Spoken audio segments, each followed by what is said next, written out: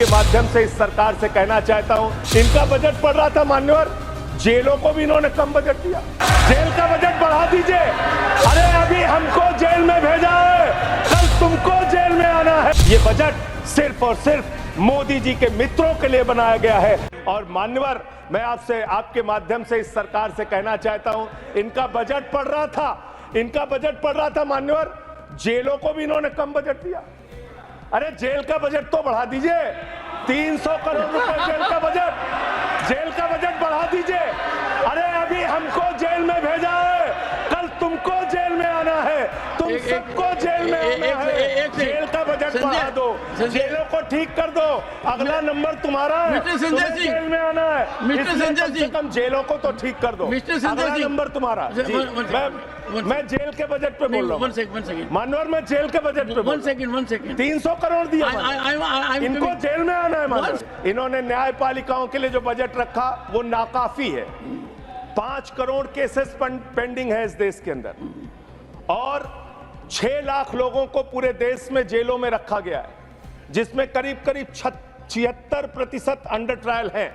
इसका मतलब आपका मकसद न्याय दिलाना नहीं है, आपका मकसद किसी मामले की सच्चाई तक पहुंचना नहीं है, आपका मकसद है पकड़ पकड़ के एक एक व्यक्ति को जेल में डालना।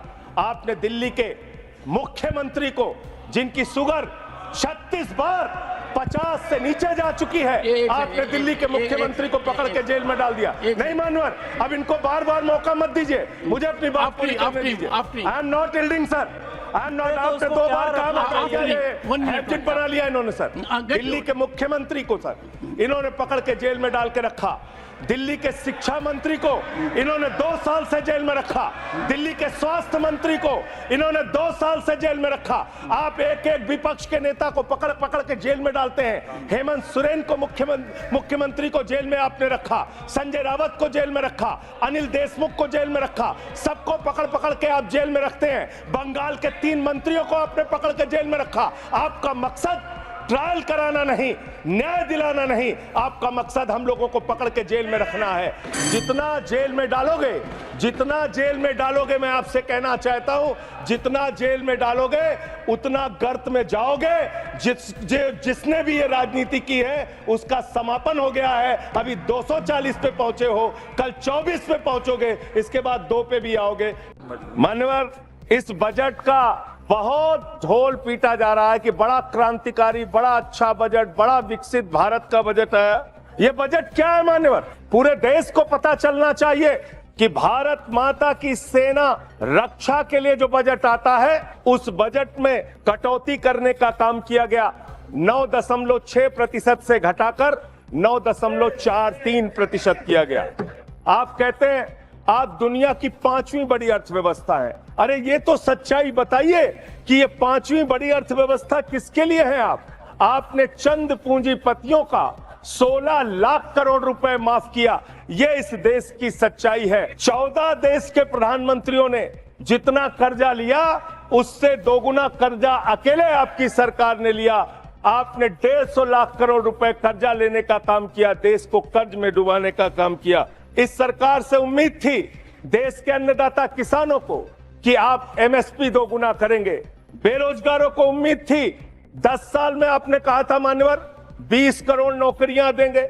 20 करोड़ नौकरियां आपने नहीं दी। अब मुझे लगता है एक ही योजना बाकी रह गई है मान्यवर।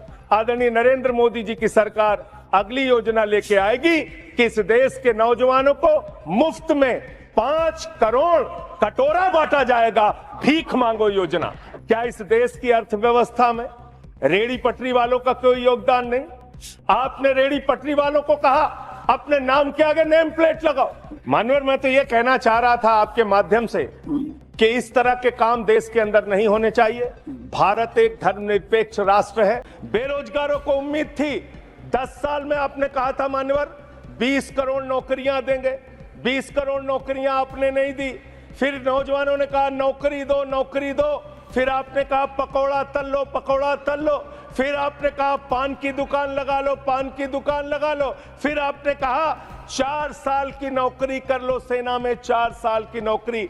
मैं मान्यवर आपके माध्यम से भारत के प्रधानमंत्री से बड़ी विनम्रता पूर्वक पूछना चाहता हूं, देश के प्रधानमंत्री को 73 साल की उम्र में तीसरी बार प्रधानमंत्री बनना है, लेकिन किसान का बेटा नौजवान सेना में 4 साल की नौकरी करेगा, ये भेदभाव क्यों है? मैं पूछना चाहता हूं मान्यवर, आपके माध्यम से इस सरकार से जानना चाहता हूं, अगली योजना क्या आएगी आपकी? आप कह रहे हो इंटर्नशिप योजना, ट्रेनिंग योजना, 5,000 रुपए की ट्रेनिंग ले लो, 5,000 रुपए की ट्रेनिंग ले लो। मान्यवर 5,000 रुपए की ट्रेनिंग 500 बड़ी कंपनियों में आप देंगे, मुझे भारत की 100 कंपनियां आप बता दीजिए जिसमें एक कंपनी में आप 4,000 ट्रेनी रख सकते हैं। एक कंपनी बता दीजिए जिसमें आप 4,000 प्रशिक्षु आप रख सकते हैं ट्रेनिंग के तौर पे। ये भी आपका आंकड़ा सिर्फ एक जुमला है, इसके अलावा कुछ नहीं है। अब मुझे लगता है एक ही योजना बाकी रह गई है मान्यवर, वो योजना है कि हमारी भारत की सरकार, आदरणीय नरेंद्र मोदी जी की सरकार अगली योजना लेके आएगी कि इस देश के नौजवानों को मुफ्त में 5 करोड़ कटोरा बांटा जाएगा। भीख मांगो योजना लाने का काम ये लोग करेंगे। सब्सक्राइब करें साम टीवी, क्योंकि हम आ गए हैं अब आपके बीच, दिखाएंगे सत्ता के वादों और अपराधियों के एक एक कारनामे की हकीकत। और हाँ, अगर आपके पास भी हो कोई ऐसी खबर तो कमेंट करके हमें बताएं, क्योंकि बिना डर और दबाव के हम दिखाते हैं हर एक खबर डंके की चोट पर।